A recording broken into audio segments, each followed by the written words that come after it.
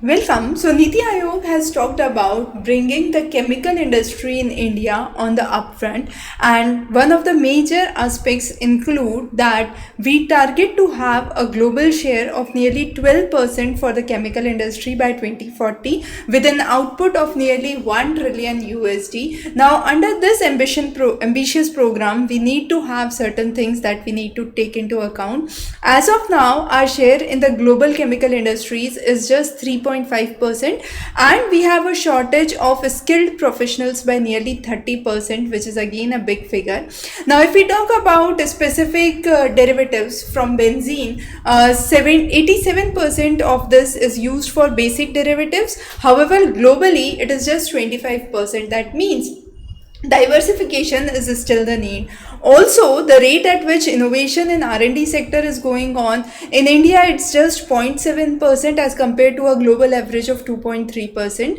But still, India holds a prominent position. Some of the major things that we must take into account is that we are one of the major global producers, the sixth largest producer in the world, third largest in pharma, fourth largest in agrochemicals. But still, 60% of the APIs are imported from China.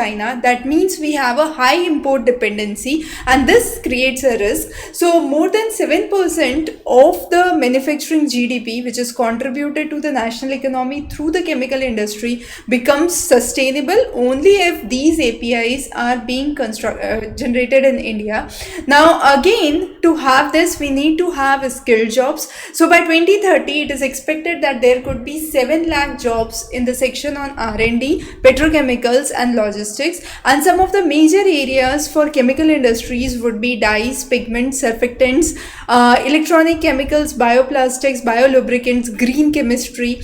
Now, for this, the government has come across with a multi-pronged strategy, and that includes good governance, good infrastructure, better skill development, trade, R&D, then bringing in easier licensing, regulatory reforms to be eased, and providing production incentive schemes. Now, under the production linked incentive scheme, we are mainly focusing on drug intermediaries, the critical APIs which are imported from China. One such establishment investment has been set up in Paradeep. It is the PCPIR, and this is investment of around 8.84 billion USD, and this aims to generate 40,000 jobs through this hub itself, and then through the various Jan Aushadhi Kendra, where generic medicine, generic pharma is being provided, nearly 25,000 such centers have been planned,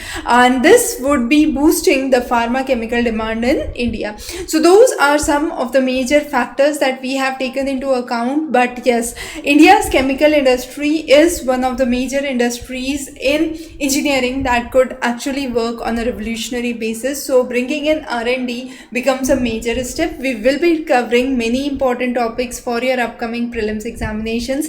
Stay tuned. Thanks for joining.